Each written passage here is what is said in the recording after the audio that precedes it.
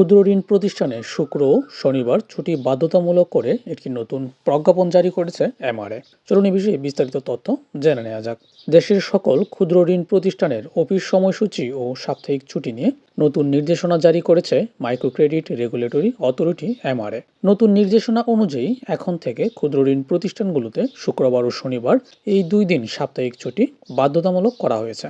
রোববার 15 মার্চ 2026 এমআরএর পরিচালক মোহাম্মদ আব্দুল মান্নান স্বাক্ষরিত এক প্রজ্ঞাপনে এই আদেশ জারি করা হয়। প্রজ্ঞাপনে জানানো হয়েছে, এমআরএর সনদপ্রাপ্ত এবং সাময়িক অনুমোদনপ্রাপ্ত সকল ক্ষুদ্র ঋণ প্রতিষ্ঠানের অফিস সময়সূচি হবে রবিবার থেকে বৃহস্পতিবার, সময় হচ্ছে সকাল 9 ঘটিকা থেকে বিকাল 5 ঘটিকা পর্যন্ত। শুক্রবার এবং শনিবার সাপ্তাহিক ছুটি থাকবে। এছাড়াও অন্যান্য সরকারি ছুটির দিনে অফিস বন্ধ থাকতে হবে। কেন এই সিদ্ধান্ত? এমআরএ লক্ষ্য করছে যে কিছু ক্ষুদ্র ঋণ প্রতিষ্ঠান তাদের কর্মকর্তা এবং কর্মচারীদের অফিসের নির্ধারিত সময়ের পরেও কাজ করতে বাধ্য করছে। এমনকি সাপ্তাহিক ছুটির দিন ও শনিবারও ঋণ আদায় সহ অন্যান্য দাপ্তরিক কাজে নিয়োজিত রাখা হচ্ছে, যা কর্তৃপক্ষের আগের নির্দেশনার পরিপন্থী। কর্মীদের কর্মপরিবেশ উন্নত করতে এবং সরকারি নিয়মের সাথে সামঞ্জস্য বজায় রাখতে এই কঠোর নির্দেশনা দেওয়া হয়েছে। কর্তৃপক্ষ স্পষ্ট জানিয়ে দিয়েছে যে এই নির্দেশনা অবিলম্বে কার্যকর করতে হবে।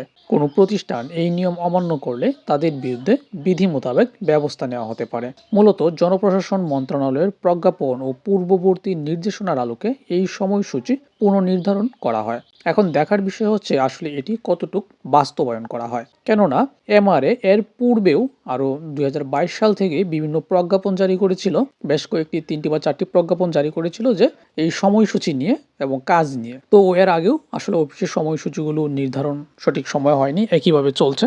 যেহেতু বেশ কয়েক বছর ধরে করা হচ্ছে, তো আপনারা যারা কাজ করছেন তারা তো দেখতেই পাচ্ছেন আসলে কিভাবে যাচ্ছে। তো আশা করা যায় এটি একটি প্রজ্ঞাপন হিসেবেই থেকে যাবে, বাস্তবায়ন হওয়ার সম্ভাবনা খুবই কম।